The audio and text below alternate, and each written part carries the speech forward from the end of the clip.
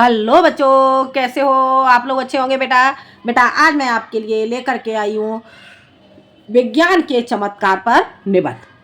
ठीक है बेटा, आज हम जानेंगे विज्ञान के चमत्कार पर निबंध। बेटा जो विज्ञान के चमत्कार पर निबंध है ये कई तरह से पूछा जाता है, इसे कई तरह से बोर्ड एग्जाम में पूछा जाता है। तो जान लेते हैं बेटा हम इसे किस तरह से पूछा जाता है। विज्ञान के चमत्कार, विज्ञान और मानव जीवन। ठीक है, विज्ञान के चमत्कार, विज्ञान और मानव जीवन, विज्ञान अभिशाप या वरदान, विज्ञान की उपयोगिता। ठीक है, और मानव जीवन पर विज्ञान का महत्व, या फिर पूछा जाएगा विज्ञान की देन, मानव जीवन में विज्ञान का योगदान, वैज्ञानिक आविष्कार, वरदान तथा अभिशाप, विज्ञान और मानव जीवन, विज्ञान के बढ़ते चरण, विकास या विनाश की ओर। ठीक है बेटा, तो ये इस तरह से आपसे कई टॉपिक में कई तरह से ये आपसे विज्ञान के चमत्कार पर निबंध पूछा जा सकता है। तो जान लेते हैं बेटा हम इसे किस तरह से हम लिखेंगे। ठीक है, लिखने का तरीका बेटा आपका यही होगा। तो देखते हैं हम विज्ञान के चमत्कार पर निबंध देखते हैं। सबसे पहले बेटा हम इसकी रूपरेखा बनाएंगे।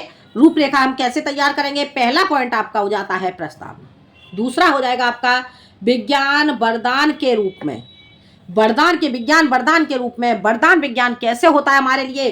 परिवहन के क्षेत्र में, संचार के क्षेत्र में, चिकित्सा के क्षेत्र में, उद्योग के क्षेत्र में, दैनिक जीवन में। और भी पॉइंट आप लिख सकते हो बेटा इसमें, जैसे मनोरंजन के क्षेत्र में लिख सकते हो।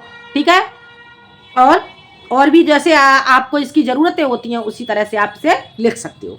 आगे विज्ञान अभिशाप के रूप में।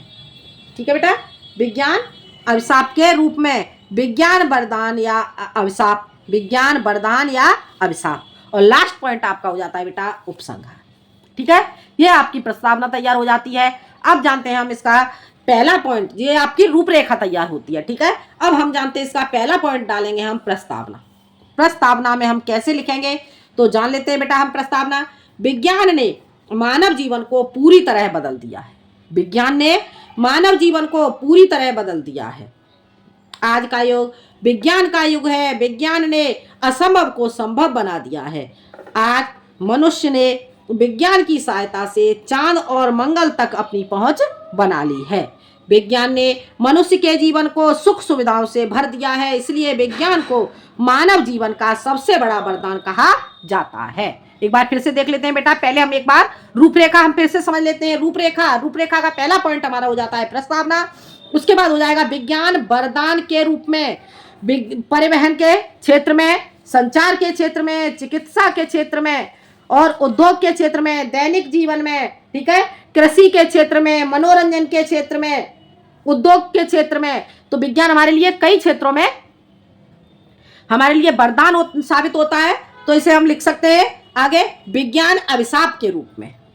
विज्ञान से क्या क्या अभिशाप है और विज्ञान वरदान या अभिशाप। उसके बाद आपका लास्ट पॉइंट आ जाएगा बेटा आपका उपसंहार। ठीक है, देखते हैं प्रस्तावना। विज्ञान ने मानव जीवन को पूरी तरह बदल दिया है। आज का युग विज्ञान का युग है, विज्ञान ने असंभव को संभव बना दिया है। आज मनुष्य ने विज्ञान की सहायता से चांद और मंगल तक अपनी पहुंच बना ली है। विज्ञान ने मनुष्य के जीवन को सुख सुविधाओं से भर दिया है, इसलिए विज्ञान को मानव जीवन का सबसे बड़ा वरदान कहा जाता है। आगे बेटा समझ में, अगला पॉइंट हमारा हो जाता है विज्ञान वरदान के रूप में। ठीक से समझोगे बेटा, इसे ठीक से समझ लोगे तो बड़ी आसानी से लिख दोगे। विज्ञान वरदान के रूप में आधुनिक विज्ञान ने मानव सेवा के लिए अनेक साधन जुटाए हैं जो इस प्रकार हैं। आधुनिक विज्ञान ने मानव सेवा के लिए अनेक साधन जुटाए हैं जो इस प्रकार हैं। परिवहन के क्षेत्र में, यानी कि यातायात के क्षेत्र में। ठीक है, तो परिवहन के क्षेत्र में हवाई जहाज, रेल और मोटर गाड़ियां आज हमारे जीवन का हिस्सा बन चुकी हैं। आगे समझ में, एक बार फिर से देख लेते हैं। परिवहन के क्षेत्र में हवाई जहाज, रेल और मोटर गाड़ियां हमारे जीवन का हिस्सा बन चुकी हैं। अगला आ जाएगा हमारा संचार के क्षेत्र में। संचार के क्षेत्र में mobile, internet, television, Telegram, fax आदि के द्वारा क्षण भर में संदेश व विचारों का आदान प्रदान किया जा सकता है। ठीक है बेटा, एक बार फिर से इसे देखते हैं। संचार के क्षेत्र में mobile, internet, television, Telegram, fax आदि के द्वारा क्षण भर में संदेश व विचारों का आदान प्रदान किया जा सकता है। ये आपको समझ में आ गया होगा।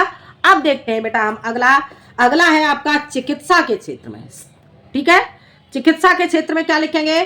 चिकित्सा के क्षेत्र में विज्ञान ने असंभव बीमारियों का इलाज संभव कर दिया है। आगे समझ में?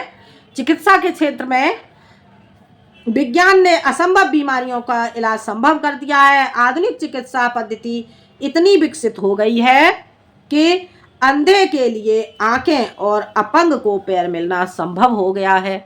आगे समझ में? एक बार फिर से देख लो। चिकित्सा के क्षेत्र में विज्ञान ने असंभव बीमारियों का इलाज संभव किया है। आधुनिक चिकित्सा पद्धति इतनी विकसित हो गई है कि अंधे के लिए आंखें और अपंग को पैर मिलना असंभव हो गया है। आगे समझ में? अगला पॉइंट हमारा हो जाता है उद्योगों के क्षेत्र में। ठीक है। उद्योगों के क्षेत्र में, औद्योगिक क्षेत्र में विज्ञान ने क्रांतिकारी परिवर्तन किए हैं। औद्योगिक क्षेत्र में विज्ञान ने क्रांतिकारी परिवर्तन किए हैं। भांति भांति की मशीनों ने उत्पादन को बढ़ा दिया है। आगे समझ में? एक बार फिर से देखो। उद्योग के क्षेत्र में, औद्योगिक क्षेत्र में विज्ञान ने क्रांतिकारी परिवर्तन किए हैं। भांति भांति की मशीनों ने उत्पादन को बढ़ा दिया है। ठीक है बेटा, आगे समझ में? अब देखते हैं बेटा हम इसका अगला पॉइंट। अगला पॉइंट बेटा हमारा बनता है दैनिक जीवन में। दैनिक जीवन में हमारे दैनिक जीवन का प्रत्येक कार्य विज्ञान पर ही आधारित हो गया है। हमारे दैनिक जीवन का प्रत्येक कार्य विज्ञान पर ही आधारित हो गया है। हमारे घरों में बिजली, रेफ्रिजरेटर, वॉशिंग मशीन, बिजली के पंखे, प्रेस, गैस, सिलाई मशीन आदि वस्तुओं के निर्माण ने मनुष्य के जीवन को सुविधाजनक बना दिया है। ठीक है। दैनिक जीवन को एक बार फिर से समझ लेते हैं। दैनिक जीवन में जो विज्ञान है, विज्ञान का क्या उपयोग है? ठीक है।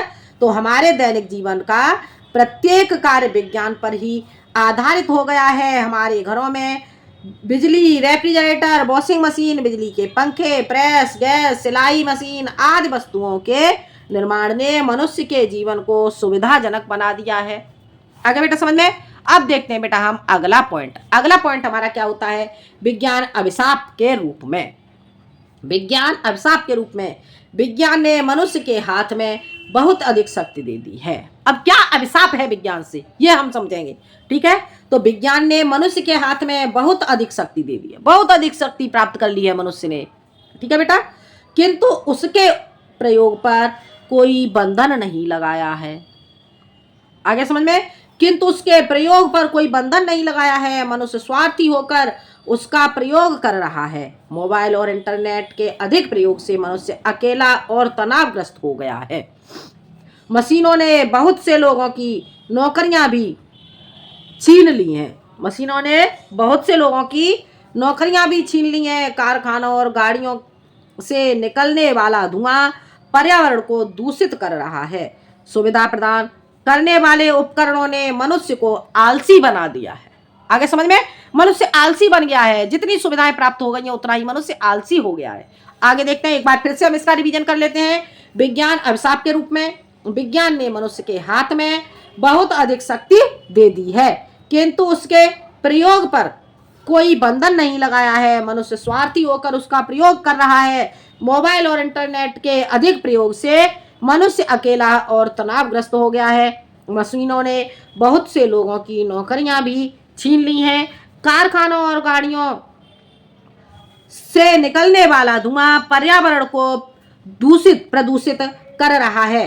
सुविधा प्रदान करने वाले उपकरणों ने मनुष्य को आलसी बना दिया है। आगे बेटा समझ में? तो ये पॉइंट बेटा आपको समझ में आ गया होगा। अब देखते हैं बेटा हम अगला पॉइंट। अगला पॉइंट बेटा आपका बनता है, अगला पॉइंट हम देखते हैं बेटा।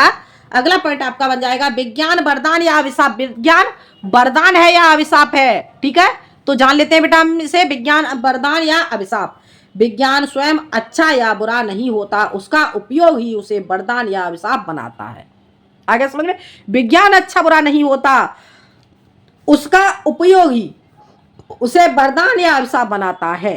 यदि विज्ञान का प्रयोग यदि मानव के हित के लिए किया जाए, यदि विज्ञान का प्रयोग मानव के हित के लिए किया जाए तो वह एक वरदान, आगे समझ में, वह एक वरदान है। लेकिन यदि उसका दुरुपयोग किया जाए तो वही विनाश का कारण बन सकता है।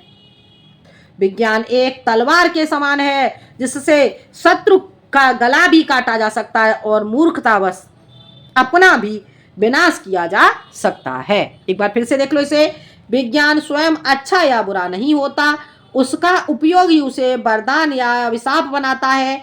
यदि विज्ञान का प्रयोग मानव के हित के लिए किया जाए तो वह एक वरदान है, लेकिन यदि उसका दुरुपयोग किया जाए तो वही विनाश का कारण बन सकता है। विज्ञान एक तलवार के समान है जिससे शत्रु का गला भी काटा जा सकता है और मूर्खतावश अपना भी विनाश किया जा सकता है। आगे बेटा समझ में? तो ये बेटा आपको समझ में आ गया होगा। अब हम चलते हैं अगले पॉइंट की ओर, जो अंतिम पॉइंट है आपका उपसंहार। ठीक है बेटा, तो इसमें क्या कहते हैं देख लेते हैं। उपसंहार, विज्ञान मनुष्य का सबसे बड़ा सहायक है। विज्ञान मनुष्य का सबसे बड़ा सहायक है। हमें इसका उपयोग समझदारी और जिम्मेदारी के साथ करना चाहिए। विज्ञान तभी वरदान है जब उसका उपयोग मानवता के हित में हो, मानवता के हित के लिए किया जाए। एक बार फिर से देख लो उपसंहार, विज्ञान मनुष्य का सबसे बड़ा सहायक है। हमें इसका उपयोग समझदारी और जिम्मेदारी से करना चाहिए। विज्ञान तभी वरदान है जब उसका उपयोग मानवता के हित के लिए किया जाए। आगे समझ में बेटा? तो यह था बेटा आपका विज्ञान के चमत्कार पर निबंध।